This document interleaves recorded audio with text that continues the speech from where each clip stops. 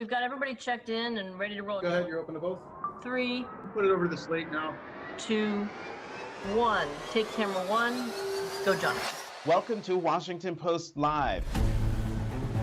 That was quite an intro. My gosh, we should probably just leave it right there. I've hit the big time. Washington Post. I can go home and tell my parents what I did today. Between Facebook, Twitter, YouTube, Washington Post Live itself, we are now reaching hundreds of thousands of homes across all 50 states. The power of this platform is it takes people into the world of ideas. Audience members of Washington Post Live are part of the conversation. Audience or viewer question from George Kralovic from Virginia asks, now that we have the Inflation Reduction Act, do we still need a price on carbon? Whether it's with cancer scientists or politicians. This panel, I think, was originally called, 2 women against Putin. It really should be 3 women against Putin. And so the better way to get things done, as I've demonstrated, is by putting a group together and negotiating something that's good for both points of view. I think Washington Post Live has given us as a newspaper a new platform, a common meeting ground. When they're sitting in their own space, there is a sense of ownership and comfort. It's great that you guys have expanded into these formats to give people a greater ability to have a longer conversation. So I look forward to talking to you today. And their individuality comes through more so than just their title. Thank you for being the agents and the warriors of the light and truth. That is the lock from the night of the burglary. Jeff Bezos bought it at an auction. Right. And we're trying to find out how much Bezos paid. Right. Come back next week. I'm so grateful to be on a platform like the Washington Post. I subscribe, I read, I love the Washington Post. Thank you. We need films like this. So thank you very much. Stephen, Lynn, it's been great to talk to you. Thank you, Michelle. Big fan. Thanks for talking to us. I cannot thank you all enough.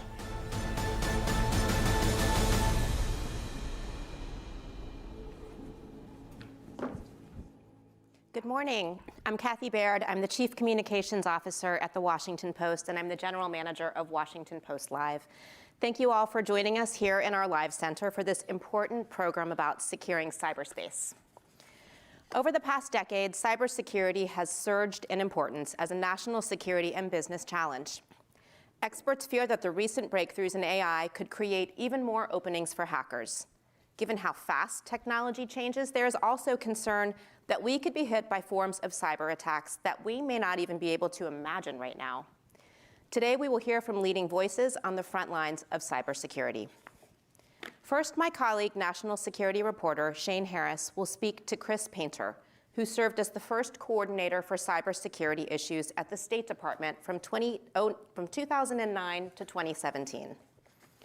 Then Shane will speak with Chris Krebs, the former director of CISA, the Cybersecurity and Infrastructure Security Agency from 2018 to 2020.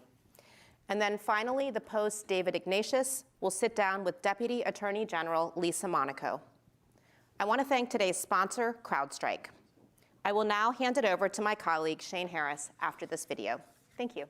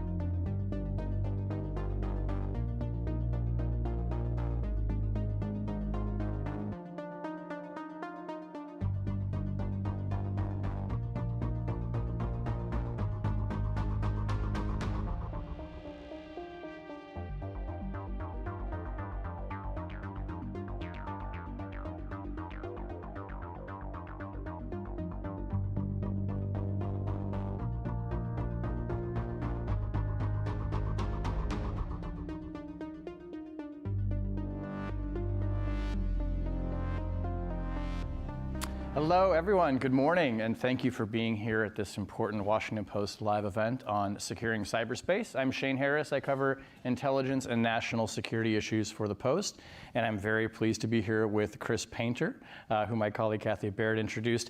Of course, the State Department's first coordinator for cyber issues, and now the president of Global Forum on Cyber Expertise. So Chris, welcome. Thanks for being here. Happy to be here. And I'm very glad to have you here to help us kick this off and set the stage, because your portfolio was sort of the world on cyber, and it still is, as we've been talking about before we came out here. So you have been at the State Department, you had roles at DOJ, the FBI, the White House, the National Security Council over a few decades in government. Let's just start with the big picture. Talk to us a bit about how the cyber threat landscape has evolved in comparison to U.S. defense capabilities over the course of your career. So I'd say two things. I've been doing cyber now for 33 years, so before there was a World Wide Web, but not before there was an internet. And I started prosecuting hacker cases back in the 90s, as you said, when I was at DOJ. I'm very happy Lisa Monaco is here. She's been also involved a long time and is doing great things at Justice Department. But there are two things I've seen. When I was prosecuting some of the early hacker cases, like Kevin Mitnick and others, people didn't care about this so much. They were seen as Robin Hoods. They were like, well, this doesn't really affect me. It's kind of an interesting thing. To the extent that these hacks happened or there were big thefts, they became front page news because they were oddities. They were, the press thought it was really great, but it's like war games. You get attention for 10 minutes and then it would disappear, right? And for many years we said this really needs to be a priority, because we're going to be so dependent on these, but it didn't really happen right away. It took an evolution. And we saw the threats increase, not just the criminal threats, but nation-state threats. We always talk about terrorist threats, but we still haven't seen terrorists. The terrorists use the internet to be sure, but they don't actually attack systems. So we saw this trend line where the attacks would get more sophisticated. You still had the stupid people too. So you still had the kind of run-of-the-mill hackers. When I was a prosecutor, one of the cases I did early on was a bank robbery case, because LA was the bank robbery capital of the world. And the guy who robbed the bank wore a mask, but he also had a name tag on because he was a janitor next door. So you love those cases. Easy? Well, you got him. Yeah.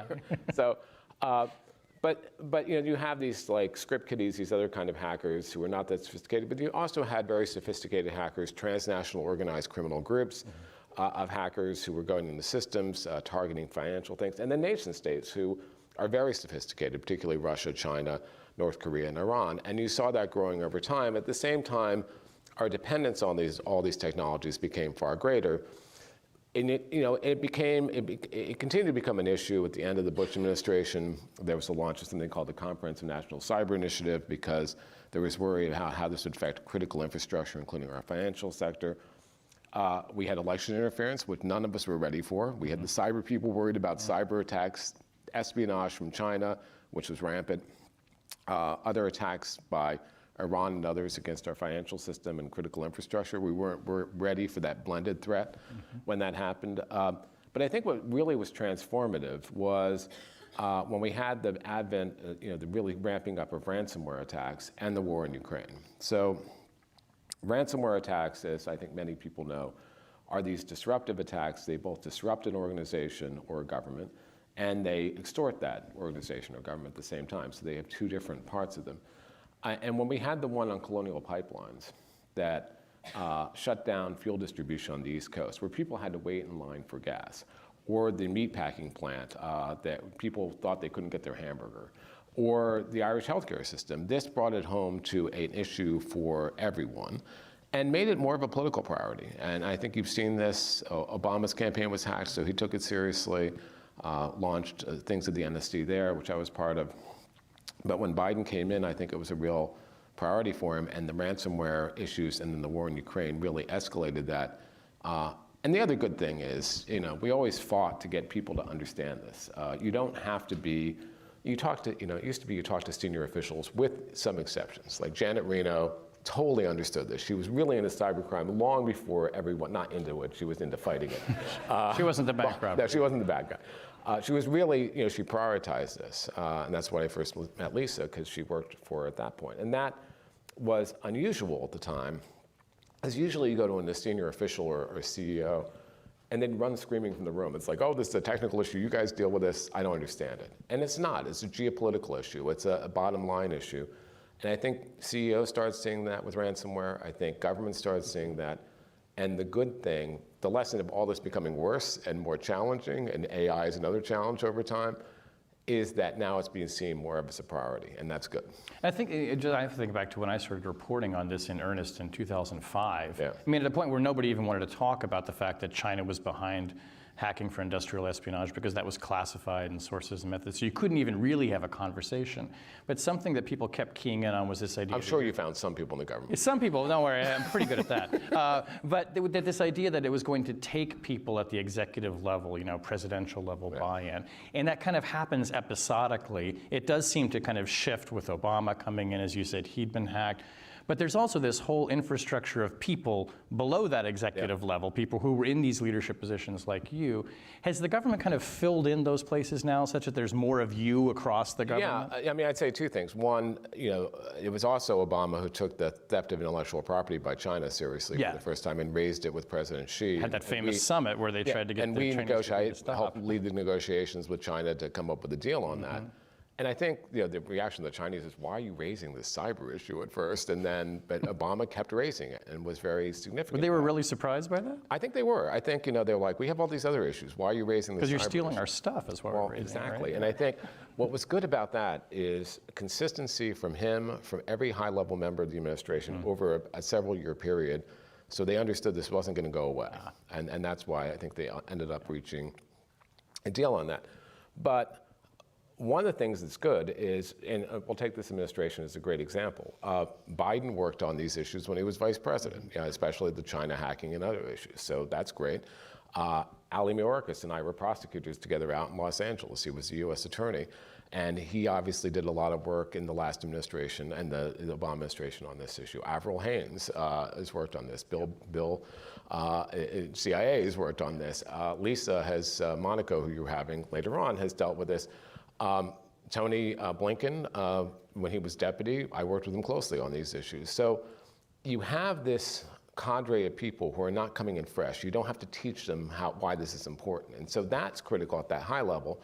And at the mid-level, you have lots of really good people, and I think there's been good work at the National Security Council, Ann Neuberger, Kemba Waldman right now at and before that Chris Inglis. So you have now an infrastructure of people. Chris Krebs, certainly, who's going to be on next, was one of those people, which is good because you need that. You need both the high-level buy-in, but they're not going to be doing the day-to-day work, and you need the people who are going to run the policy. Right. And what's also good is it's not just us. Increasingly around the world, other countries are mirroring this. So, when I was at the State Department, I was the first cyber, full-time kind of dedicated high-level cyber diplomat in the world, and that was only 2011. There are 45 of them around the world now, in friendly countries and not so friendly countries, but that makes it more of an important policy issue, and it allows you to have much more cooperation between countries. Yeah. So let's talk some hotspots, and one of the inflection points you mentioned, where this idea is kind of now penetrating the consciousness, is the war in Ukraine. Before the invasion began, I think a lot of people were expecting that cyber warfare was going to feature very prominently. You were going to see attacks by Russia on Ukrainian critical infrastructure, knocking out the communications, the electrical system, right? And to some degree, it feels, I think, to some of us observing that was kind of the dog that didn't bark, because we haven't seen a lot of those attacks. Is that the right way to think of it? No. I think that's a bad narrative, a false narrative, fake news, maybe, to use that term. But I think part of it, the expectations were never realistic, that cyber would be the deciding factor in a physical war. That was never going to be true, and I think I think we're a victim of our own hype in that sense.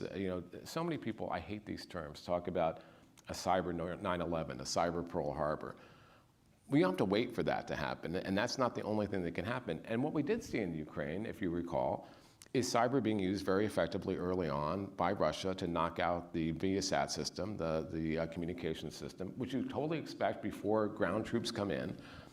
And we also saw them using cyber, and they still do continually throughout the conflict. I mean, our little video in the beginning talked about that as well, to try to go after critical infrastructure and try to disrupt communications. So it's playing the role I think we should expect it to play. And I think the wrong lesson to draw is that cyber didn't bark, and therefore it's not that important an issue, because it's playing a critical integrated role as you'd expect in any conflict. The other thing is, look, if you have a infrastructure, let's say you have a power plant you want to blow up, why expend a valuable cyber tool to do that when you can simply launch a missile? When you're on the ground, you're actually in a shooting war. Now, if you're not in a shooting war, you'll do what Russia did for years before that. Try to test things, go after power grids, go after other things to disrupt Ukrainian services. Use disinformation, which is a whole new another area. And we're not going to see that go away. So I think thinking this is not a big issue because of the Ukraine war, I take the exact opposite view, that it is a big issue. It's being used exactly in the way we think. And in fact, I think the Ukraine war, and you talk to the Ukrainians, and they'll tell you this all the time, it's been a major part of this. And the help that the Ukrainians have gotten from the US, from companies, from other countries around the world on this issue, and the fact that they've essentially been in a real-life tabletop exercise since the first invasion of Ukraine, has made them be able to deal with this far better than I think people thought they would. So should we be looking at the Ukraine war then as kind of is it the first hybrid war where you genuinely have the cyber mixed with the conventional? I don't think it's the first, but it's certainly the most significant. So we saw this in Georgia a long time ago. We saw other times when we've seen this in the context of a conflict, but I think this has been the most sustained and major, just like the conflict itself has been the most sustained and major conflict. I think we've seen it really integrated by both sides, by Ukraine too, using it. And so, and that's why I expect will happen in the future. It will never be, when we're actually in a shooting war, the deciding factor, but it will be part of the arsenal.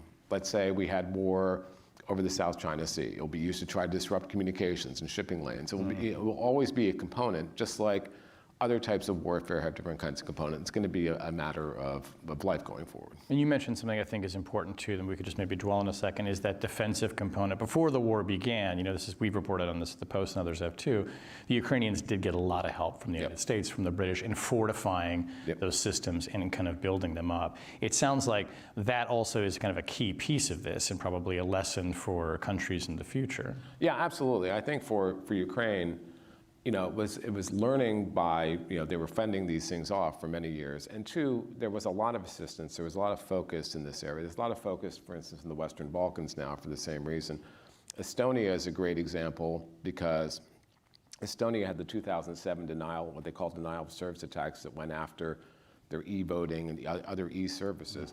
It didn't really shut Estonia down, but it was sort of a wake-up call for people on how this worked. So, that building those defenses and anticipating these attacks and being better at it is something we all need to do. And one of the things I do now is I run this organization called the Global Forum on Cyber Expertise. It is 70 countries, civil society, companies all over the world, helping countries build up their defenses, help them have strategies in place, help them have incident response and what they call computer emergency response teams in place, so they can deal with these threats and cooperate internationally. And that's a critical part of this. That's one part, and the U.S. has been a leader in this, but I think it's something we have to really invest in for many reasons. One, it helps those countries. Two, it also tells those countries that our view of the world, of how the internet works, a free and open and secure internet, is the way to go rather than a more repressive system.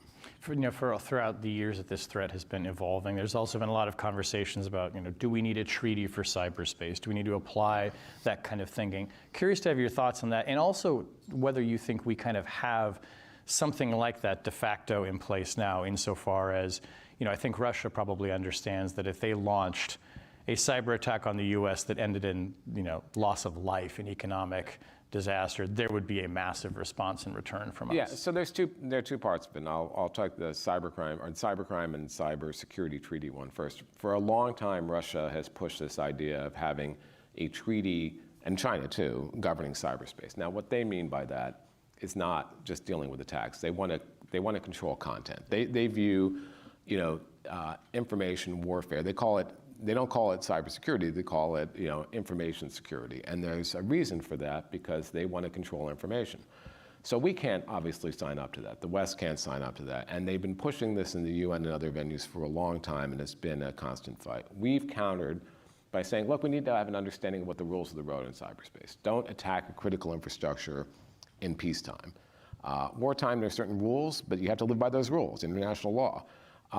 And there should be consequences if you do these things. Don't go after the certs, like they're the hospitals, the ambulances on the internet. So those kind of rules of the road, getting countries to agree to that and moving that forward, having confidence building measures, having international law, those have always been really critical, and I think those are part of the kind of framework we're trying to put in place, and was even talked about the UN, a big UN week last week by Tony and others. So that is really an important part of this. The second part, I think you're dealing with, and so no, we don't want to, at least for the next many years, I don't think we're going to get agreement on a global instrument that's going to work. We are negotiating right now a global treaty on cybercrime in the UN.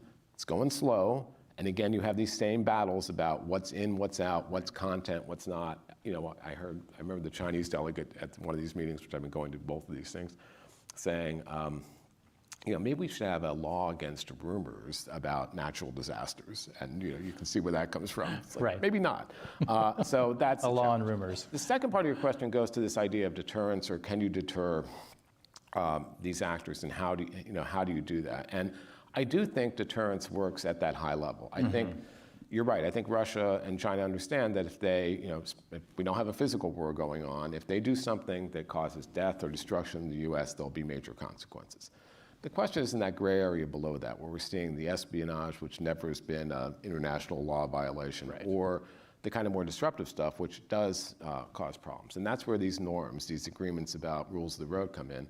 And what we haven't been as good at is, I think, imposing consequences when people violate those. So when, you know, countries, you know, Russia certainly has done this, when they do things that violate those rules that they've agreed to, you know, as voluntary rules, but they're still political commitments, we need to have consequences. We've been better. I think this administration has been focusing on that. That's great. But we need to, you know, we need to actually show that we can. It's not easy. I'm not saying it's easy to do that, but, and that requires not just the U.S., but the U.S. working collectively with lots of countries together on this framework and this idea that, you know, we believe in the rules-based order. So let's take China then, because it's a good jump-off point for something specific. Obviously, it seems like their activity is largely focused on espionage. I mean, economic espionage and traditional state espionage, stealing state secrets. So what is the effective deterrence? Like, what are the consequences that the U.S. can say to China, if you keep this up, here's how we're going to respond? Yeah, I think it's hard because countries have been involved in espionage since the beginning of time. I mean, and they'll be involved in espionage until the end of time. So traditional espionage to protect your citizens, that's going to happen.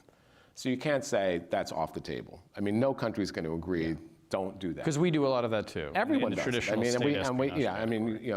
yes, and there's reasons for that. Commercial espionage is different. You know, going after the life's blood of another country's economy and trying to duplicate that, that's something the U.S. doesn't do. That's something, you know, we don't think anyone should do.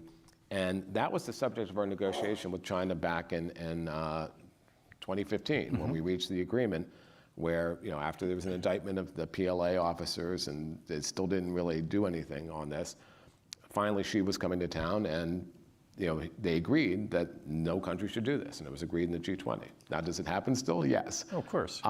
And that raises this other issue that kind of goes to the deterrence issue too, which is, you know, it's not a China cyber issue or a Russia cyber issue. It is all of government. It's a problem with China or a problem with Russia.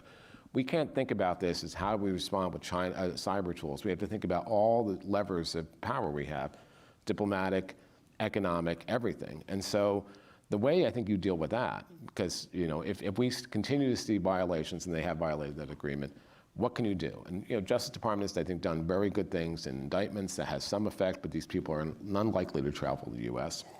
I think it's a good messaging and disruptive effect. We try to disrupt these groups. I think that's been good too. So I think we need to continue to raise it at the high level as part of our suite of issues where we are working with the country. Now, a country like North Korea or Russia, not a lot of leverage points right now. We don't, you know, there's not a lot and that's largely criminal activity as well. Well, and that's... with the sponsorship of the state. You know, I think there's this continuum. With Russia, I used to lead the G8 high-tech crime group when Russia was in it, and then the G7. With Russia, some of it's corruption, some of it's like independent groups that as long as they're not attacking Russia, Russia turns a blind eye, and some of it's, you know, Russia saying, okay. So as long as you have those safe havens for criminals, that's another real issue. So, you know, I think I love, I was talking back stage, I love the comment that Rob Joyce made a few years ago that Russia is like a hurricane and China's like climate change. This is going to continue. They're going to be a strategic competitor, as I think the national security strategy said, for a long time. But there are things we need to really be strong about, and economic espionage is certainly one of them. And it seems like, to your point too, just to underscore this, from the Chinese perspective, they do not have the same moral qualms about economic espionage the way that we do, Well, yeah. right? So trying to convince them that it's wrong is not the right approach. That was a really interesting change, because when we first started talking about it, they said, well, first of all, there's no difference between economic espionage and normal espionage. And second, we don't do either. You know, it's like, okay, sure. Right. And it was really at that meeting, this all-night meeting that we had before, a week before she came to town, where they said, okay, we accept the difference and we'll agree that no country should do it. The economic part, not the normal intelligence government. But and we weren't asking them to stop that. No, because no country will. Right. But that economic part, and they did live by that for a couple of years. There was a significant diminution in those kinds of attacks for a while. Yeah. But when the whole geopolitical situation fragmented even more with China, which I said you have to look at this in the larger geopolitical context, then that kind of went out the window. Yeah. So that's a challenge. Yeah, and I think that's a great place to end it, and to remind people that when we talk about these cyber threats, framing them in the context of geopolitical priorities and ambitions and policies really is a great way to think about it. I always would say to senior officials, with the exception of a few, often who would run out of the room and say, it's a technical issue, why are you telling me this?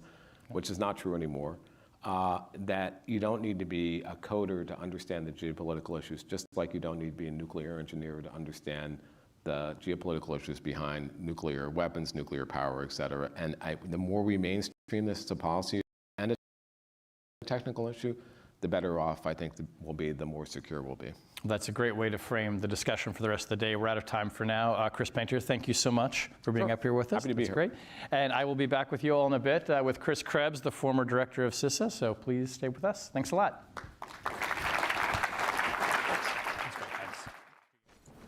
Take a look at this! They've left us a gift. I think we misjudged them. I love horses. We should open the gate. Let's see what Charlotte thinks. At CrowdStrike, we monitor trillions of cyber events to detect threats and prevent breaches before they happen, to keep your business from becoming history. We stop cyber attacks. We stop breaches. We stop a lot of bad things from happening. CrowdStrike, protection that powers you.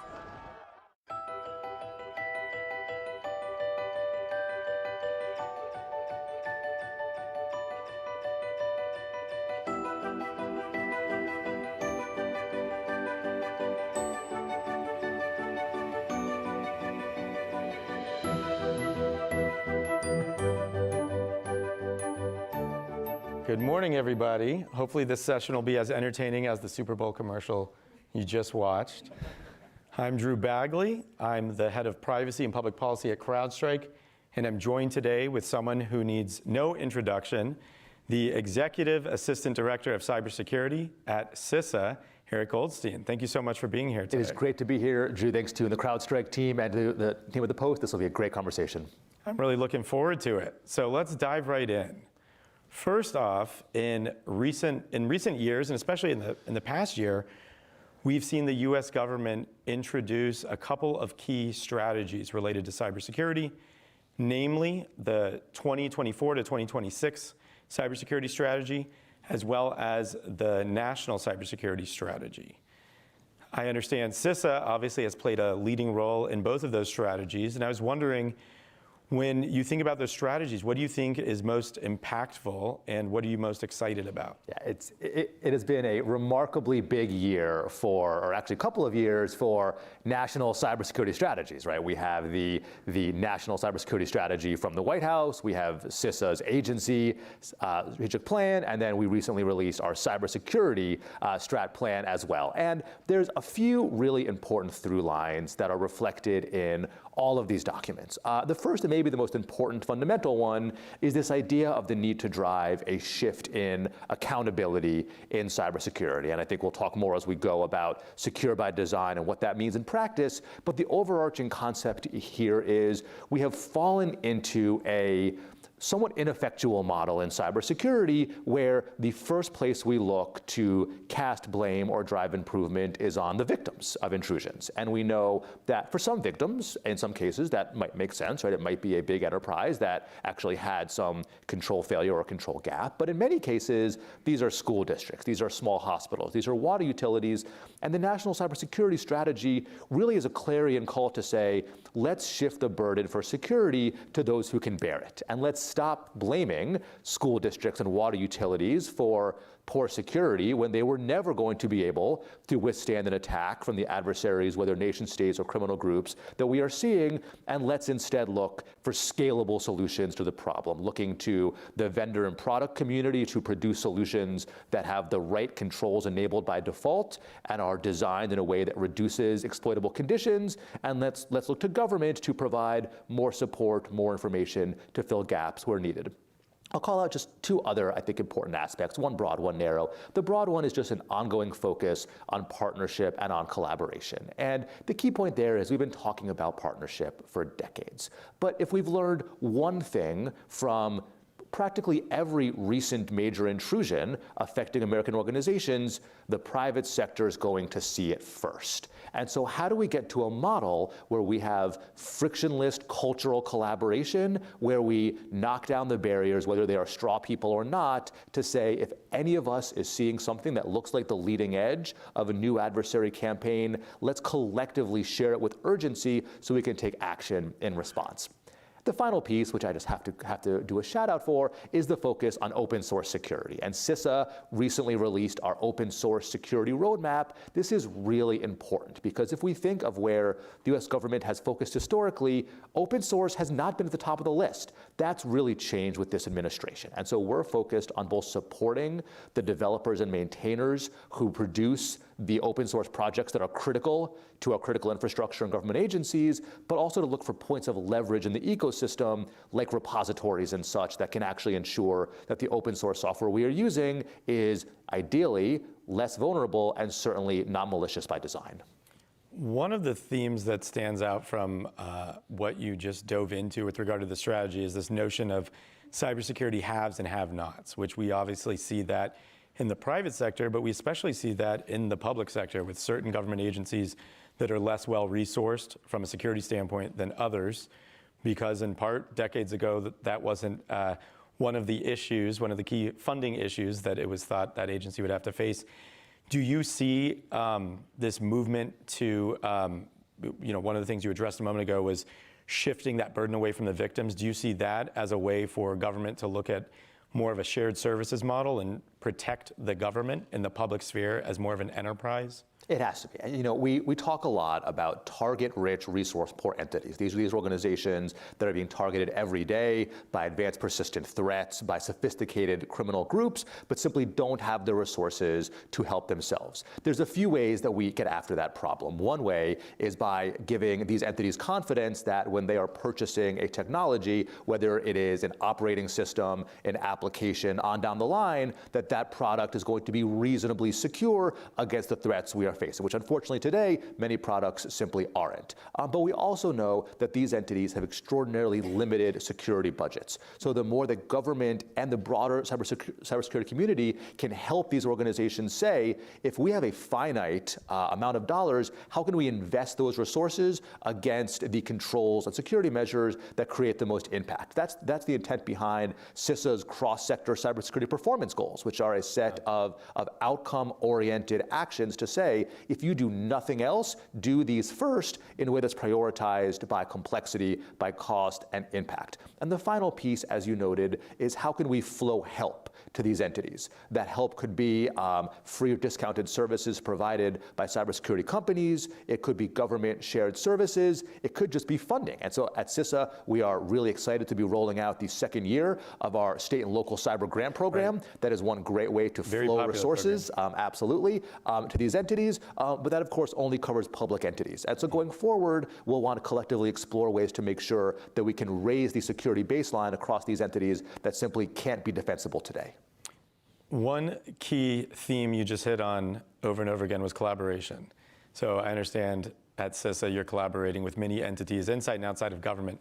But with NCD specifically, especially thinking about the cybersecurity strategy, how are you collaborating with NCD? You know, CISA at our core is an operational agency, and our goal is to drive operational risk reduction outcomes for the country. You know, you mentioned earlier our new cybersecurity strategic plan. One of the real changes in that plan is for the first time, we are pushing out true outcome measures, saying, yes, we came to work today, but did the work drive the change we're seeking? And so at CISA, we are really focused on driving operational security change. But as only one agency, we can't always bring together the ecosystem of partners to drive scalable change across the broader community. And so our partners like NCD are really invaluable in looking at all the different levers at the government's disposal, whether it is the federal budget, whether it is regulation, whether it is policy, and making sure that every lever we have, we are deploying toward our shared goal of improving cybersecurity outcomes,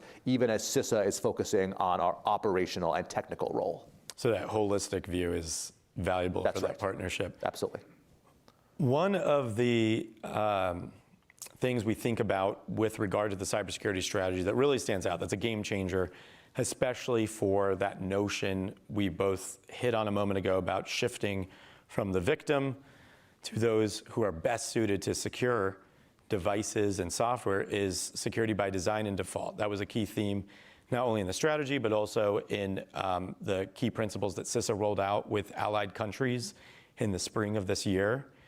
So with security by design and default, what are some of the key initiatives you're looking to drive? What sort of meaningful impact do you think we'll see in the near future? This is perhaps the most fundamental shift in cybersecurity of this administration, because the core point is we've been asking the wrong questions around cybersecurity. And the main question that we ask when a breach happens is, shouldn't that victim organization have done something differently?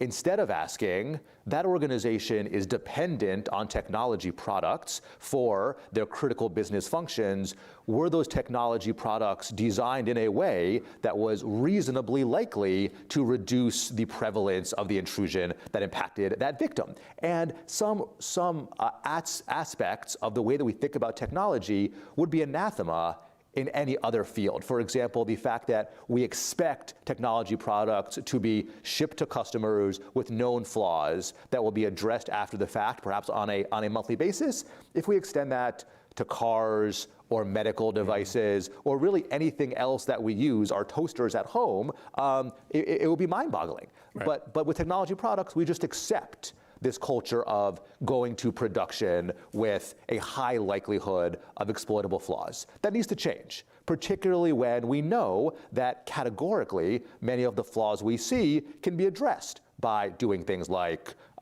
using memory-safe coding languages, using parameterized queries as a couple of examples, right? We know how to reduce the prevalence of vulnerabilities, and frankly, we make business decisions as a society to not do so. That's a cultural shift that we need to see occur. Otherwise, the victims are going to be the same school districts, water utilities, small American businesses that are being impacted every day. But we also need to make sure that strong security controls aren't a revenue driver, right? That they are coming with the product by default. And so, just as one example, we applauded Microsoft's recent decision to make basic security logs available at a lower license tier for some of their products. That is merely a tentative step in the right direction. And we need to go dramatically further to say, if you are purchasing a technology product as a customer, you deserve to be secure. You deserve to have the features in that product that are going to keep you safe, and we need customers across sectors, including government, to demand that right. At CISA, we are really excited to be releasing the next version of our Secure by Design guidance in the coming weeks. We have a vast array of countries who are aligned with us on this effort, and we'll also be putting that out for some public comment to make sure that we are getting the best sense of the global community in that guidance. But the goal here is that we want customers to say, I deserve to be secure, and here's something to point to demand a different outcome. Yeah, with regard to logs, even the concept of immutable logs, where you have logs that an adversary cannot alter after the fact, are fundamentally important. That's right. And so I think that's something that's important to shift. Another area that we've been focused on a lot at CrowdStrike is identity threat detection and response, especially in an era in which we have actors that are either harvesting credentials or using legitimate credentials that they've obtained in various ways to access resources, to move laterally throughout an environment. We've seen this, of course, with Vanguard Panda, also known as Volt Typhoon, in recent months. And we've seen the US government, of course, fall victim to authentication-based attacks. How are you thinking about identity threat detection and response at CISA and for the government as a whole? As we think about adversary tactics, techniques, and procedures, identity-based attacks need to be our North Star, right? That is where we are seeing every major threat actor beginning to move, because frankly, that is the way to affect a scale compromise of an environment. And so we are seeing for the past several years, this being really ubiquitously where adversaries are looking.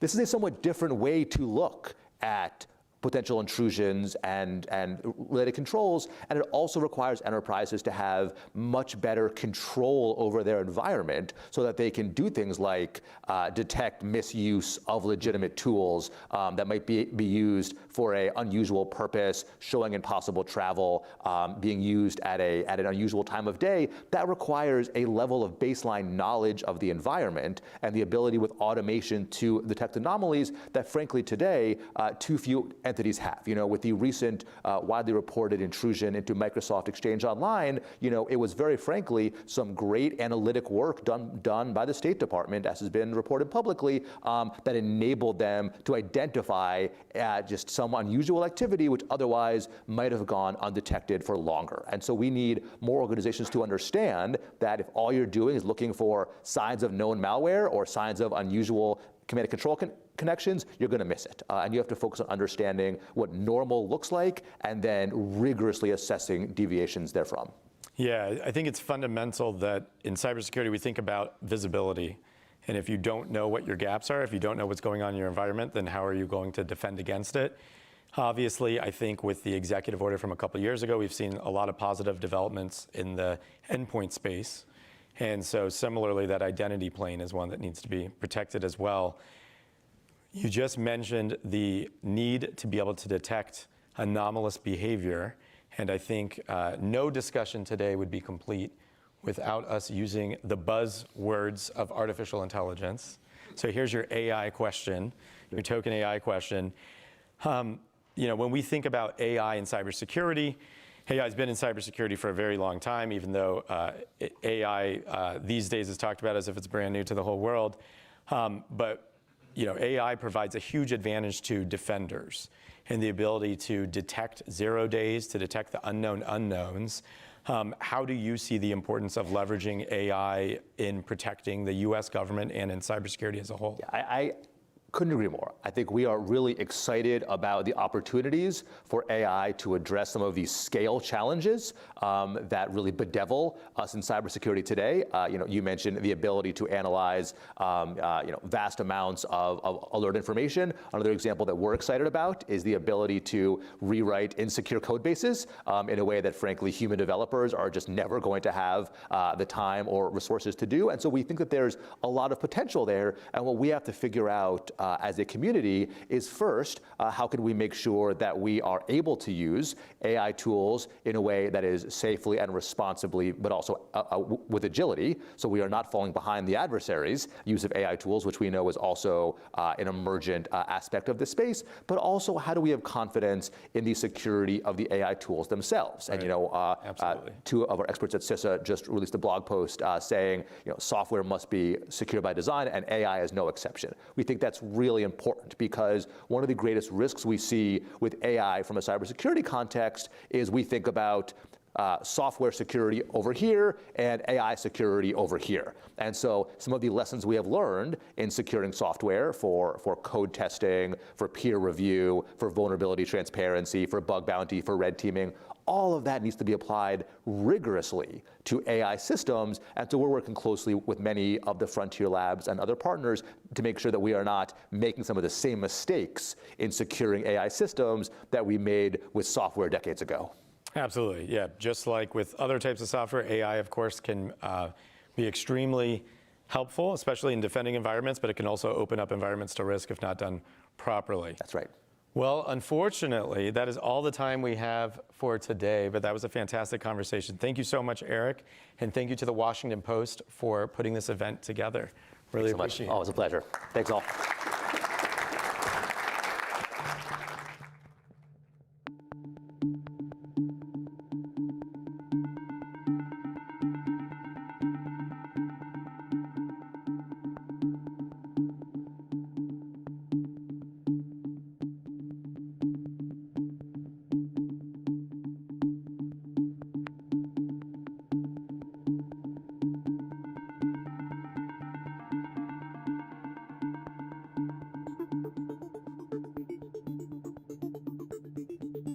We have a whole lot of national security priorities and imperatives, and the threat landscape seems to be evolving and growing on a daily basis, but we only have so many resources.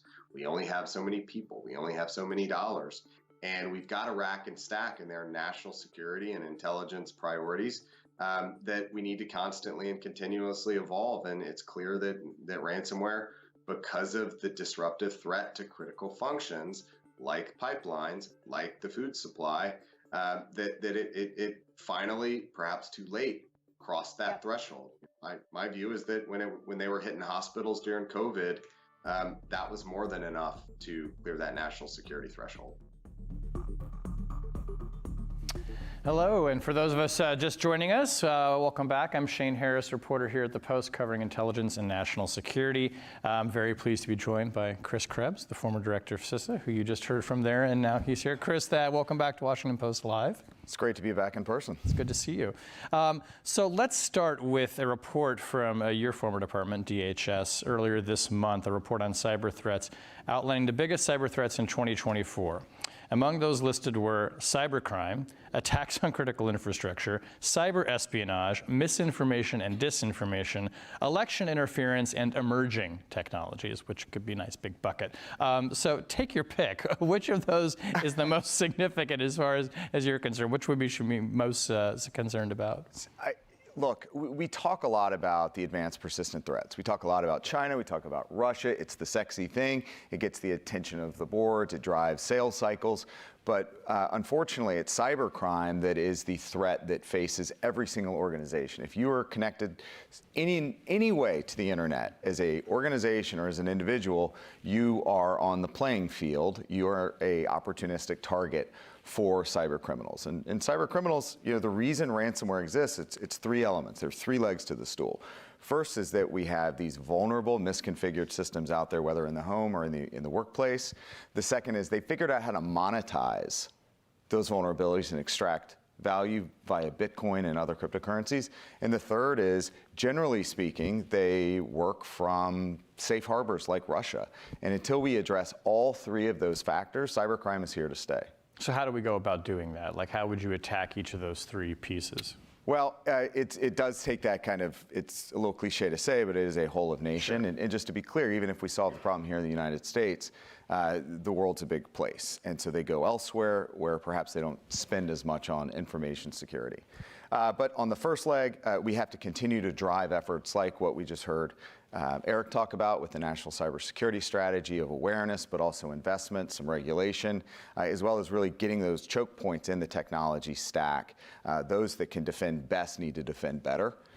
On cryptocurrency, we need to continue taking efforts through the Treasury Department and the Justice Department to identify the choke points within that economy and hit the mixers, start sanctioning groups harder so they cannot extract that value. They can probably lock them up and get some Bitcoin, but they can't actually get the cash. And then the third's frankly the hardest, right? It's actually trying to get Russia to take the right steps. We saw a little bit of that perhaps after the Colonial Pipeline attack, but we know that they really aren't prosecuting at home because it actually, a robust cybercrime ecosystem emanating from Russia actually benefits the Kremlin. It aligns with the strategic objectives of Putin to disrupt and interfere with the West. But again, it is not just Russia. We're seeing recently perhaps with MGM and Caesars out in Vegas, that there may be some U.S. citizens, there may be some British citizens that are involved in this cybercrime ecosystem. How many, when we talk about the victims of these ransomware attacks, I mean, Colonial Pipeline, it seems to be the one that kind of fixed everyone's attention. Right. We're talking hospitals. The reason it fixed everybody's attention because it hit D.C. It affected D.C., right? That's interesting. Yeah, I mean, it had been we had to wait for years. gas here too. Yeah, exactly. But it really has kind of like, it seems like it's crossed. I mean, you even now seeing it playing out in popular television shows, right? They say of ransomware attacks. What are the most, because everybody could be a target, as you said, but from a government perspective, and really a state and local government perspective maybe too, what are the key places they need to focus on? Is it hospitals? Is it critical infrastructure? Which are the ones where they should be putting their limited resources into deterrence maybe, but really defense and recovery and resilience from these kinds of things that are just going to keep coming? Yes. Which one? Yes to all of them. Yeah. Again, it is everyone that has any sort of digital connectivity. Now, the banks are stacked up pretty well. And have been for a long time. They've invested. I mean, some of the larger banks literally have about $1 billion a year on InfoSec spend. That is significant. That's extraordinary. You think about how that plays out down at a local hospital, schools, state and local agencies. There's an asymmetry of opportunity and resources here. So, I think we have to continue shifting towards a modernization strategy that uses shared services, that uses managed security service providers. It really does rely on cloud. Now, cloud is not, the panacea. There are vulnerabilities, as we've seen recently, with some of the cloud mail and cloud other services that the Chinese have gone after. But to the extent that we can really consolidate down on a more defensible technology stack and then provide those services out to a broader set of organizations that do not have the technical expertise. Most organizations do not have chief information security officers. They maybe have dual-hatted information security teams. So we really need to think through how do we get them on a more stable, secure platform, minimize the opportunity for them to make mistakes at the endpoint, and then that allows for safer, more secure compute. Do most victims of ransomware pay the ransom? We don't know. We really don't know, and that is one of the big problems right now is the lack of transparency into the victim set. The Congress has tried to address some of these things through some of the incident reporting requirements. The SEC just released a slightly flawed incident reporting requirement for publicly traded firms, but we still don't know. And it took a while, for instance, for it to come out that Caesars had paid their ransom. It took about 2 or 3 weeks while MGM was in the midst of their recovery. It would improve the policy mindset if we had a better sense of how many are getting hit, how much are being paid, which will then inform the White House, the National Security Council, some of the things Ann Neuberger is trying to do, on what is the policy tool set that can deprive the adversaries their opportunity. Every time you pay a criminal, every time you pay a cyber criminal, you're validating the business model. You're giving them CapEx to go buy more tools, to hire more personnel. Over the summer, there was an event, an organization called Move IT or Move It, that's a secure file transfer product or service. That was hit with a 0-day. So we have a criminal actor that has a tool that is previously the exclusive domain of state actors. So the game is changing, the barriers to entry are lowering, and the sophistication of criminals is increasing. And do you think that, I mean, you mentioned somebody using a 0-day attack. I mean, are all of these ransomware attacks, they can't all be that sophisticated, right? So I mean, it sounds like we could probably solve a big chunk of the problem just by improving some of the basic cybersecurity at some of these critical places, hospitals, schools. I mean, is that true? Absolutely. It's getting on modern systems. It's deploying multi-factor authentication. That's been a big thing that Jenny Easterly over at CISA has been pushing on. You heard Eric talk a little bit about that cyber hygiene piece. Yeah, you raise the baseline of security and you're going to make it that much harder for the bad guys to get in. It's introducing friction. And in part what that does is when you're being chased by the bear, you just got to be faster than the next guy. And again, the world's a big place. So we're going to make ourselves more secure, but there are going to be other places. They're going to go to other countries. They're going to move south in Europe and elsewhere. I want to get to another piece of critical infrastructure, which is, election technology. But now when we talk about election security, we're not just talking anymore about election machines. And there's a whole other conversation about election machines, and we don't have to go down rabbit holes. But I wanted to start by asking you, as you look at 2024, what does the threat actor landscape look like to you? Is it foreign countries that you're worried about? Is it some other vector here? So when I was at Homeland back in the last administration, my view is I tend to start with what's the worst possible thing that could happen, and then you work back from there. And that afforded me the nickname of Catastrophic Krebs. It's catchy. But it's not always how you want to enter a meeting. That guy. Nonetheless, the one thing we have right now is time. So we're looking forward to next year. It gives us at least 12 to 13 months in advance of the election. Now, threats will start hitting the radar before that. But as I think about the threat landscape for 24, the hair on the back of my neck stands up because we have a different set of actors with a different set of motivations, and it's much broader than just foreign threats. In 2020, I tended to look at Russia and China as a set of actors that were probably okay with just sitting back and letting it play out. This time, it's a little bit different in my view. With the Russian invasion of Ukraine, with the continued support of the Ukrainian military by the United States and our allies, and the continued provision of more sophisticated technologies, including the F-16, ATACMS, and other tools, the motivation shift.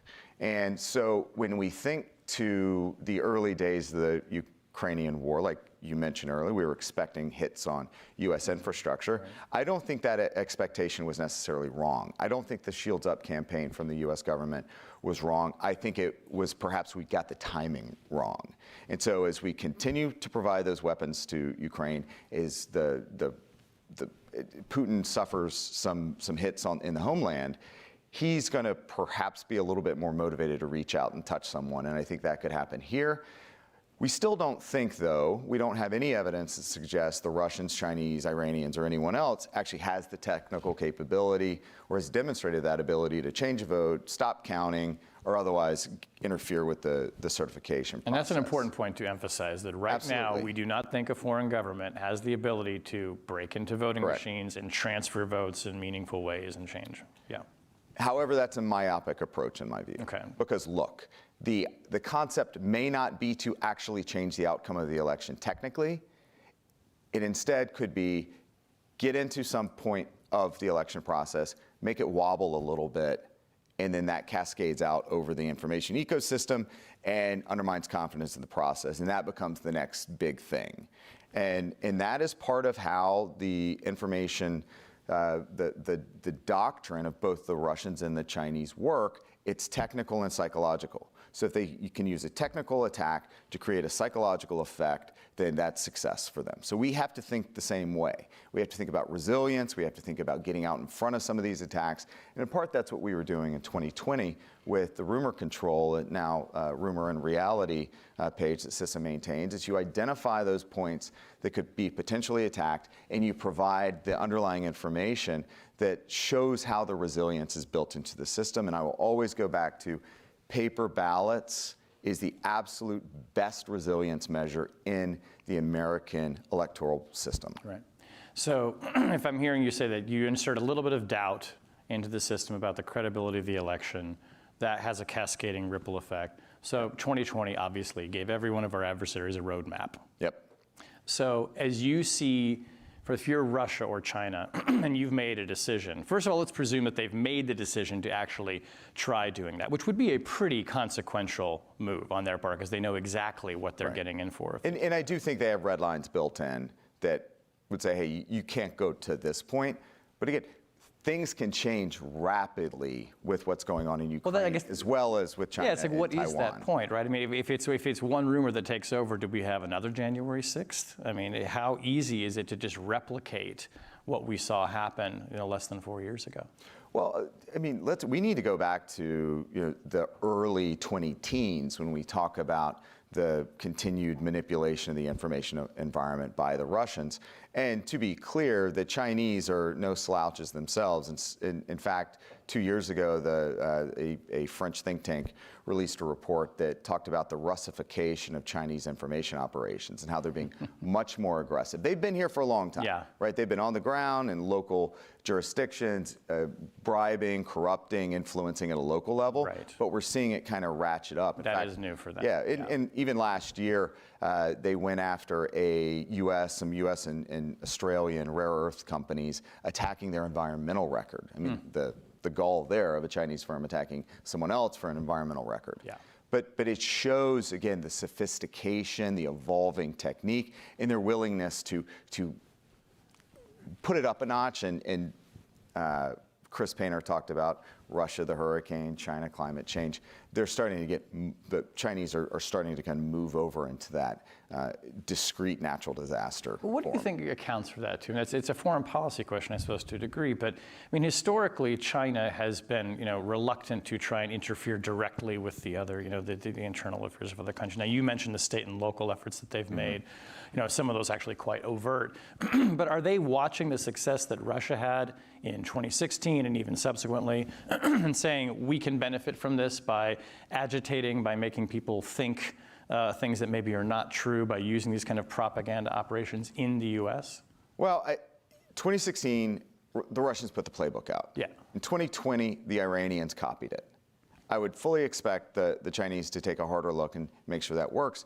But for China, we are seeing a full-scale shift in terms of how they are using soft power, how they're managing internally the governance structure. From a security perspective internally, the Chinese have swapped out a bunch of their economic ministers and put in more security-minded securocrats, gotten much more aggressive domestically on interactions with U.S. companies. We've seen a number of different companies over the last 6 months get raided by the Ministry of State Security. So it is much more difficult for U.S. firms to operate in China, and you really have to be thinking, if you are a U.S. company operating in China, you have to think about how you kind of cabin off those operations to ensure that what happens in China stays in China. I think you and others talked about 2020 as being the most secure election that we've ever had. I mean, in taking that same rubric and explain what you meant by secure, because we're talking about lots of different factors right now, rate where we are in 2020 for how we are in terms of 2024, in terms of the security that you were describing when you were in office. Right. So 2020, most secure. It was also the most litigated. It was the most scrutinized. It was the most... From a technological perspective, it was. You're using a lot of polite superlatives. Yeah, but let's clarify what we're talking about here. Yeah, please. Most papered. Yeah. 95% of votes cast had a paper trail associated with it, and many of those were subsequently audited, and it was the most audited election. Which is positive from your perspective. Yeah. So the trend lines are 2016, fewer than 80% of votes cast had a paper ballot associated. And a paper ballot gives you the ability to go back and recount, to audit, to ensure that there was no manipulation, there were no late night ballot drops or anything like that, because you got the paper ballot and you can tie it back to the voting record. 2020, it got up around 95%, in part because some states, Georgia, Pennsylvania, and a few others, actually swapped off the touchscreen only devices into the ones that generate the paper ballots. I think we'll continue to see the modernization of systems through 2024. There are some states, Louisiana specifically, that is still on that touchscreen system. And then there's scattered jurisdictions in Texas, Indiana, Tennessee, and elsewhere. But again, we see that number continue to kind of hover around 95, which is great. I'd like to see more audits, continue to roll out audits to give that confidence after the fact. And we know that the intelligence community and the security services are very acutely focused on identifying bad activity before it happens, getting in the way, and as Rob Joyce would say at NSA, putting friction in the process. And General Nakasone at Cyber Command assisting in hunt forwards, and that's, I think, was a key element for helping us understand what the threats were in 2020 when they were operating in Ukraine and elsewhere and defending those election systems. We could bring back the targeting sets, and we saw that the Russians were looking at Ukraine election night reporting and voter registration.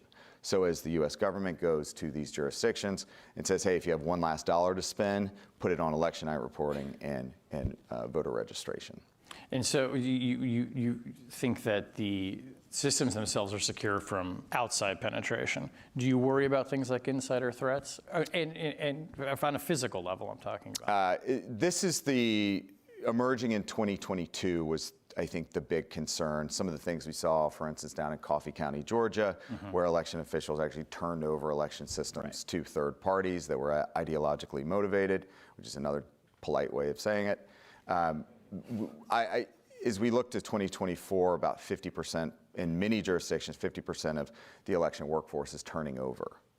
And so that's putting new recruits, newly trained individuals, but it also creates some opportunity for those that want to create mischief, again, including ideologically minded folks, to come in, and now we have an insider risk problem. And that is one of the areas that I am most worried about 2024, is someone that has a bad idea in mind, can come into the election office, has direct access, and may seek to do harm. And there are some playbooks out there now, I think, that could give them a, hey, you can do something bad. And do I think that someone's going to come in and try to rig an election internally? No.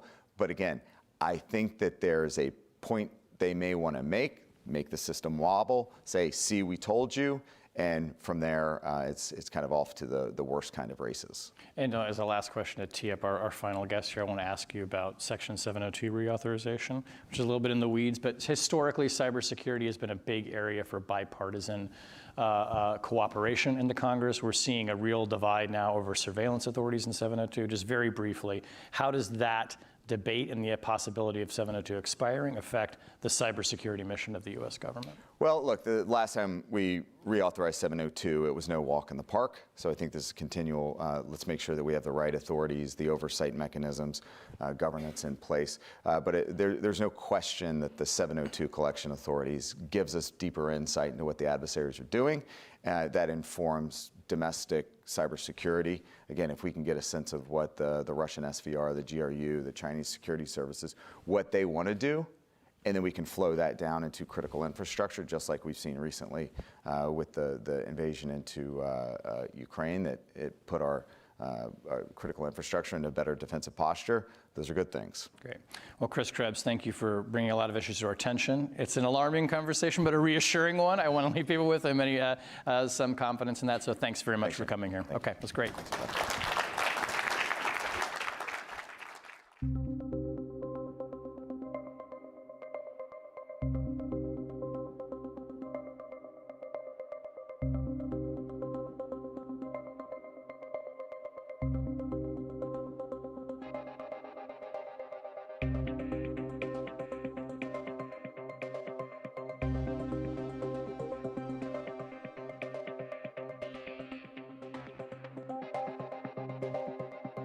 What this last year tells us is that the cyber threats of today demand that we stay nimble and creative to counter the threats of tomorrow.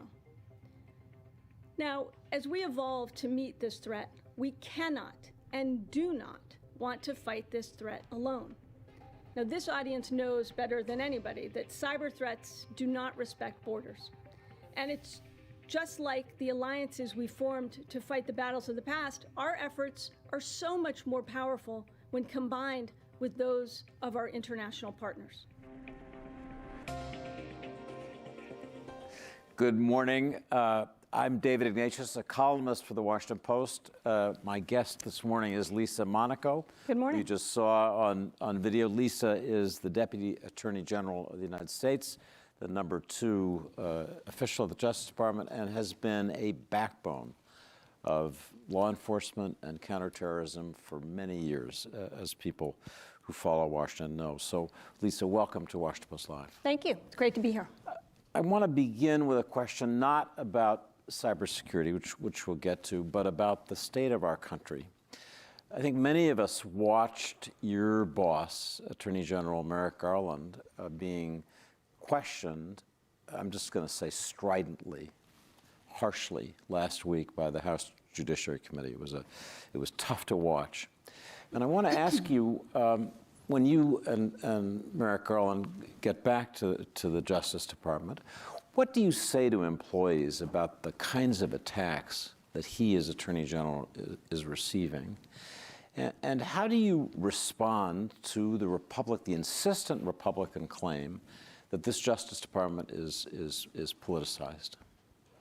Well, David, first of all, thanks very much to the Washington Post for having me this morning.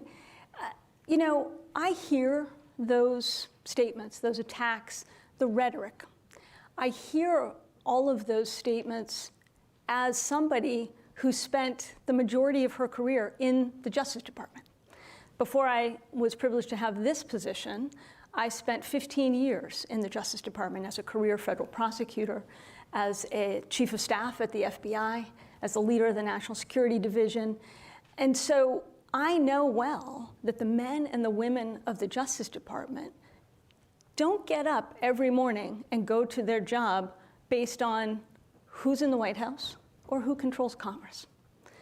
So the attacks, the rhetoric that we are hearing about the Justice Department bear no resemblance to the Justice Department that I know. Now, we have a lot of scrutiny in the work we do. We receive plenty of criticism, and that's okay. That's good. That's appropriate. We have incredible, profound responsibility in the work that we do. We deal with grave issues of tremendous importance. But singling out individual prosecutors, individual career public servants, simply for doing their job is dangerous. And I say that, David, because we are in an environment today where we have seen an alarming increase in threats against public servants simply for doing their job. We had a situation a year ago where an individual armed with an AR-15 and dressed in body armor, tried to breach an FBI field office. So we live in very dangerous times, and these are men and women, law enforcement agents, prosecutors, who take on incredibly dangerous work, who literally are putting their lives on the line to protect strangers, to go after violent criminals, to hunt down terrorists, drug traffickers. And that danger is being added to by this rhetoric, and it's wrong. It's just plain wrong. So just to be clear with our audience and people watching on our streaming channel, when you say dangerous, you literally mean that employees of the Justice Department have to worry about their physical safety every day now because of these threats? Well, look, I get something called urgent reports. It's reports sent in from the field all around the country. And there's an increasing number of them that are reporting on threats received by our prosecutors, by our law enforcement agents. And, you know, we have seen an uptick in threats against public servants. And as I cited the very alarming instance in Ohio of August of 2022. So yes, this is real. So to close this out, what is it that you'd say to people in Congress, around the country, to encourage them to behave more responsibly and knock it off? I would say I hope people understand that scrutiny, oversight, criticism, that's appropriate.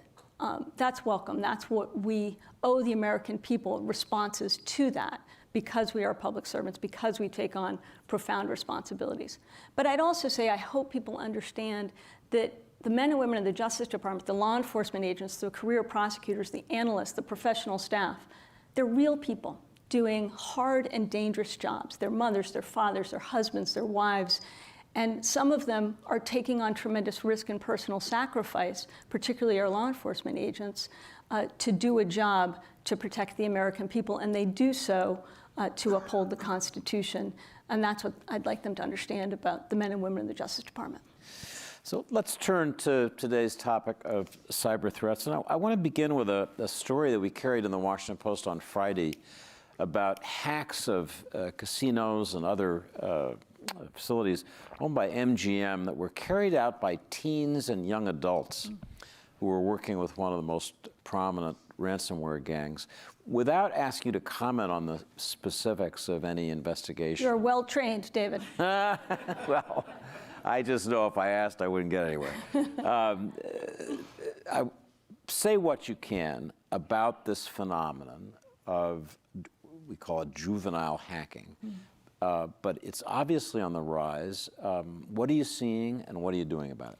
So first, you're quite right. We're investigating the hacks that you mentioned, so I won't get into the specifics of those, but I will kind of zoom out and talk about the broader challenge that we face and what we're doing about ransomware, digital extortion, and this phenomenon of juvenile hacking groups. You know, the first thing I'd say is it's not that new. Folks may recall, if you follow cyber issues closely, the Lapsus group, and the last S is a $, which came under scrutiny in the last couple of years for hacking a number of blue chip companies, and they involved, including Uber, Microsoft, and a few others, and they involved some juveniles in that group. So what we are seeing is a phenomenon where, quite literally, juveniles and others here and abroad have kind of limitless access to an online, for-profit kind of criminal ecosystem. And I'll tell you something, David, what I saw, you mentioned my counterterrorism work, this juvenile hacking phenomenon is not unlike what we saw in the terrorism landscape, individuals radicalized online. And how do we as a federal government, as a federal national security enterprise, address that? How do we help our state and local partners address that? You know, whether it's online radicalization, whether it's online hacking, a lot of that work has to be done in partnership with our state and local partners to find ways to interdict, to kind of redirect individuals, particularly juveniles, to go down a different path. When it comes to ransomware, digital extortion, and other challenges, whether it's perpetrated by juveniles or adults here or abroad, you know, I came back to the department 2.5 years ago in April of 2021. 2 weeks later, we had the Colonial Pipeline attack. And what I saw was a more intensified, more diversified, and accelerated cyber threat. And so we looked very hard internally and said, what are we doing in the Justice Department to maximize our impact? And we, frankly, had to pivot. And we have undertaken that pivot quite deliberately. Pivot to a focus on prevention, on disruption, and frankly, putting victims at the center of our approach. Not unlike, I will say, David, the approach we've taken to other threats like terrorism. So now, today, we tell our prosecutors, agents, analysts, yes, we want to continue to bring criminal charges. Yes, we want to continue to arrest and extradite individuals, those behind the keyboard. And we have done that quite successfully. And we can talk about a whole host of those cases. But we also are constantly looking for ways to disrupt, to prevent the next attack, to work with victim companies to gain information so that we can do a number of things, so that we can go and claw back ransomware payments made through cryptocurrency, as we did with the Colonial Pipeline attack, so that we can get into and literally hack the hackers, infiltrate the hackers' networks, as we did with the top 5 ransomware group, the Hive group, swipe those decryptor keys, and give them out to the victims before they suffer the consequences. Those are aggressive tactics. They are reminiscent of what you used in the counterterrorism period. One thing I remember was the widespread use of stings to lure people who were ready to commit illegal actions into a net that ended up being the FBI. Are you using similar tactics against these juvenile hackers? So we are using a whole host of techniques, and all these tools are on the table, right? Whether it's our law enforcement tools, which we're using in new and creative ways, whether it's the sanctions tools, export controls, and we are using lures, quite frankly, to try and get individuals who are operating from perceived safe havens, right? So a feature of the cyber threat today that we face is one that is a blended threat between nation state actors and criminal groups, often forming what I call marriages of convenience and opportunity. Sometimes you'll see a criminal group kind of moonlighting for a military intelligence service, for instance. And the intelligence services in the nation states are using those criminal groups for deniability in many instances. And what we have been able to be successful in doing in some instances is when those people travel and leave that safe haven, we are working with our international partners to have them act under our authorities. And ultimately, we are successful and have been successful in extraditing them and bringing them here and having them face justice in a U.S. courtroom. Before we leave this area, help us to understand the psychology of these juvenile hackers. They're working with dangerous people. I mean, the ransomware gangs who executed the Colonial Pipeline hack, I mean, these are serious bad guys.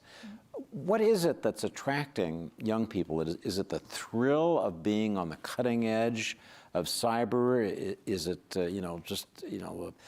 climbing Everest because it's there? What's going on?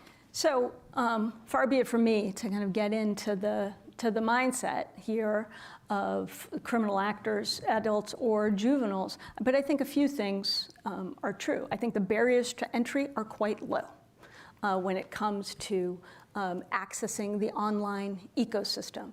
And the FBI is working night and day to track these cyber gangs, and that's really what they are, to see them move from group to group, and we do see fluidity amongst these actors. And again, the ability to access an online for-profit criminal ecosystem. We see ransomware tools being sold on the dark web. We see, and we have been very successful in the last year, taking down criminal illicit marketplaces where access to victims' networks are being sold by criminal groups, right? We see ransomware as a service. You've heard software as a service? It's now ransomware as a service being sold by criminal groups. So we're having to go after, the pivot I mentioned includes going after the entire ecosystem. So that's the hackers themselves, that's their infrastructure, taking down the botnets, for instance, that they use, working with our international counterparts to do that. It means going after the cryptocurrency that they're using and that they are using to launder their proceeds, the exchanges and the mixers that they are using. All of that is part of the criminal ecosystem that fuels these malicious criminal, cyber criminal actors, and we're going after all of it. Lisa, we are perilously close to a government shutdown. We'll have to see what the coming days bring, but let me ask you, for the Department of Justice and the various agencies that you help oversee, what would a shutdown mean?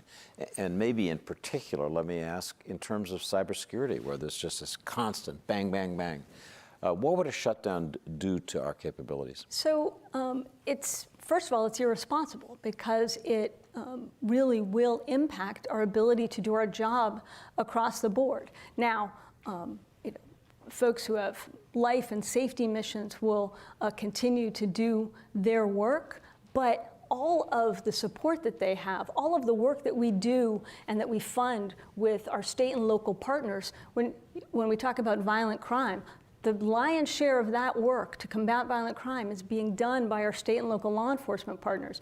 Our effort to fund those, our ability to fund those efforts to work in partnership, all of that is dramatically reduced and hindered by a government shutdown. So it's irresponsible across the board. The people who are manning our cyber defenses, I mean, there is the cascading effects of something like this is really, I think, quite dangerous and quite irresponsible. And we need to be able to have, to give our employees certainty that they can come to work and do their job. So just to underline this, if there is a government shutdown, there will be real law enforcement effects. Absolutely. So I want to turn to something that was discussed earlier in this program, and that is Section 702 of the Foreign Intelligence Surveillance Act. which is up for renewal. It's a complicated issue.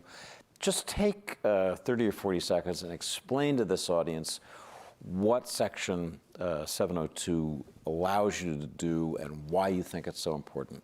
Well, thanks for the opportunity, because let me tell you, David, if we lose this authority, it is catastrophic for our national security efforts. Section 702 of the Foreign Intelligence Surveillance Act is a foreign intelligence authority that allows our intelligence community to go after the communications of non-US persons operating overseas. Let me underscore that. Non-US persons, foreign individuals operating outside the United States. It is vital to our ability to understand threats, from cyber threats to nation-state adversaries to Russia, Chinese, Iran, North Korea plans and intentions across a whole host of threats. You know, in my various roles, including this one and the one I occupied previously as President Obama's Homeland Security and Counterterrorism Advisor, I spent every morning looking at the President's daily brief, the morning intelligence that has come in overnight on the most serious threats. A huge amount of that intelligence is gathered as a result of this authority. Now, why is it vital to the job I do today, to the job of the FBI, whose job is to protect the United States, to protect the homeland? It's because our ability to actually take action, and the FBI is solely responsible for taking action to prevent what happens from those adversaries here at home. Their ability to do that successfully is really dependent on their ability to have that information from 702 and to be able to access it and understand it. So what do I mean by that? Our ability to understand what China, Russia, Iran are doing in cyberspace against our critical infrastructure, we get to understand that because of this authority, and then the FBI gets to act to prevent that, to mitigate those threats because of their ability to use that information and to understand it. I'll give you a very vivid personal example, David.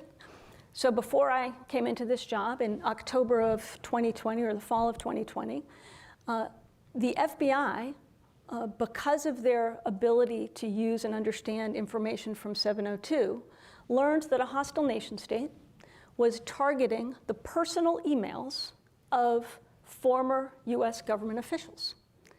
Turns out one of those officials was me, because at the time I was a former government official.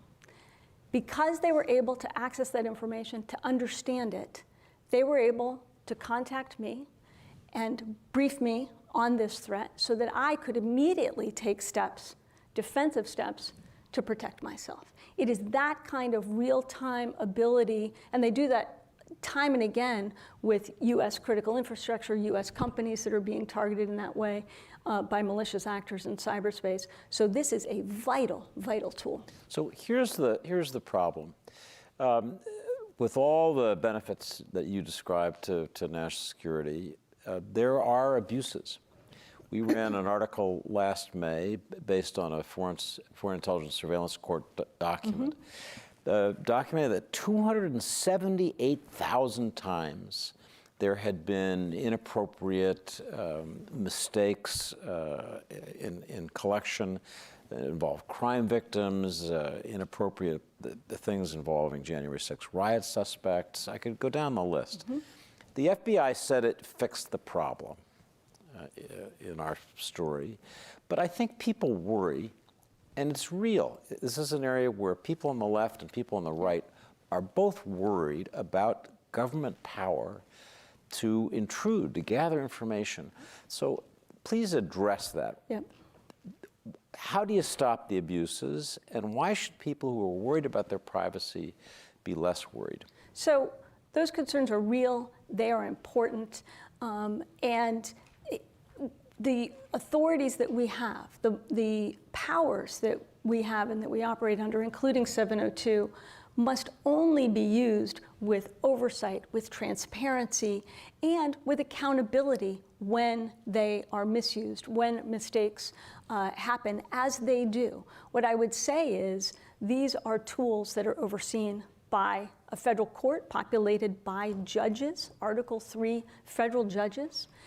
They are overseen by the U.S. Congress, by the Inspector General of the Justice Department, by lawyers across the executive branch. So there are layers. Now, does that give you comfort that no mistakes will ever be made again? No, but it does tell you that there are checks, as there absolutely must be, and we need to reauthorize this vital tool with appropriate changes to assure folks that we are using this tool in accordance with our responsibilities under the law and under the Constitution. That's what we owe the American people. In the time that we have remaining, Lisa, I want to make sure that we talk about AI and what you, as a top law enforcement official, think about the dangers of AI. I heard a group of the most prominent computer science experts on this last weekend talk, and they said among the two biggest concerns they had, one was the use of AI for cyber, that through machine learning and then the incredible intelligence that we see, people will be able to use AI to find the precise vulnerabilities and then get inside and exploit them. So I want to ask how you're going to fight that. The answer usually is, well, the best defense against AI is AI. So talk us through that, and how confident are you that AI is going to be good enough on defense to stop this threat? So AI is front of mind for all of us. I think in a world where technology is literally the quintessential double-edged sword, providing great opportunities but also great risk, it may well be the sharpest sword that we face, and really one of the greatest challenges, I think, of our time, to use it responsibly, to harness both the opportunities and control the risks. It poses tremendous risks in the hands of malicious actors to identify, as you said, at scale and speed, vulnerabilities that can be accessed by hackers. It can feed tremendous deep fakes and scale and kind of spread of misinformation and disinformation, and can really fuel digital authoritarianism. But it can also, when used ethically, when used responsibly and lawfully, can help us harness our own powers. It could spur innovation. It can help us detect the work of those hackers to find our vulnerabilities. So one of the things we are very focused on at the Justice Department is making sure that the components that feed AI, that will feed the next generation, right, that our adversaries are daily trying to get at, this disruptive technology components, right, that feeds AI or quantum or any other number of disruptive technologies. How do we make sure that those components are not getting into the wrong hands, getting into the hands of our adversaries who are trying every day to gain their military, intelligence, national security, and economic advantage by stealing those disruptive technologies? We set up what I called the Disruptive Technology Strike Force, working with the Commerce Department, working with DHS and others, and working importantly with the private sector, right? Those who are manufacturing and innovating these critical elements of technology that is going to fuel our ability to keep our military and intelligence edge. So we have a profound responsibility to protect those technologies and to use them ethically, responsibly, and in a lawful manner. So we're heading into the 2024 election cycle. I suspect we're really in it now. What is the Justice Department, the FBI, going to do to prevent gross manipulation through disinformation, misinformation of our election process, of our information environment as we head toward this crucial moment of choice, without making people afraid that their First Amendment rights are threatened? So we're working every day with our intelligence, law enforcement, and international partners. So much as we have seen historically of this can be fueled by malicious actors and intelligence services overseas, military and otherwise, who are looking to sow discord in our political process, looking to sow divisions between us and our allies. And the Justice Department, through the FBI, as a member of the intelligence community, the national security community, is working every day to detect that and work with our international partners to push back against it. Based on what you see, are the Russians coming at us again? I think the Russians, the Chinese, the Iranians, you name it. I think this disinformation and misinformation space, the ability to try and sow divisions is quite apparent. And in some instances, the efforts to repress dissent reaches outside of their own borders to here at home, as we have seen in cases we have brought against Iranian actors and Chinese actors as well. So a last question. When FBI Director Chris Wray, when others speak about foreign intelligence threats, they often cite Chinese hacking, the intensity, the volume, the pace of Chinese efforts to get inside our systems as the biggest worry we face. Speak a little bit about China. If you can tell us anything about the investigation of TikTok, the decision whether TikTok should be allowed to continue in the United States, but just generally, give us a sense of the Chinese threat matrix. So look, the Chinese are the most persistent and aggressive actors when it comes to cyber-enabled espionage, trying to gain access to critical technologies, as I mentioned, R&D, through a whole host of means, cyber and otherwise. President Xi, as we know, wants to be a power on the world stage and to be seen as such, and is trying actively through their intelligence services and throughout to go after that technology that will gain that critical edge. So we are strengthening our foreign investment review capabilities, modernizing them, focusing on no longer, it's not just a mechanism to screen investments in brick and mortar transactions. Today, the data is the asset that we have to protect. The data that is fueling the AI that our strategic competitors want to use to fuel their own military and intelligence advantage. So the thing I've been very struck by, David, is the intersection today between the technology and national security threats is of a different kind than when I was last in government only 4, 5, 6 years ago. And that is a tremendous focus for us at the Justice Department, whether it's foreign investment screening, outbound investment screening, helping to control and enforce the export controls on disruptive technologies. These are the things we are exceptionally focused on. And the investigation of whether TikTok should be allowed to continues, I take it. That continues, and I will say, David, the focus on the Chinese efforts to steal and gain an advantage through technologies and otherwise is not new focus for me. In one of my prior jobs as head of the National Security Division, I started the investigation that became the indictment of the 5 members of the Chinese PLA for the first case of cyber-enabled economic espionage. So the fight continues. So Lisa Monaco has been in this fight for a long time. I want to thank Lisa for joining us today and all our speakers for this special program on cybersecurity. It's great to have all of you. Special thanks to Lisa and the audience. Please come back and look at what we have to offer on Washington Post Live almost every day. We'd love to have you join those programs as well. But thank you for being with us today. Thanks for having me.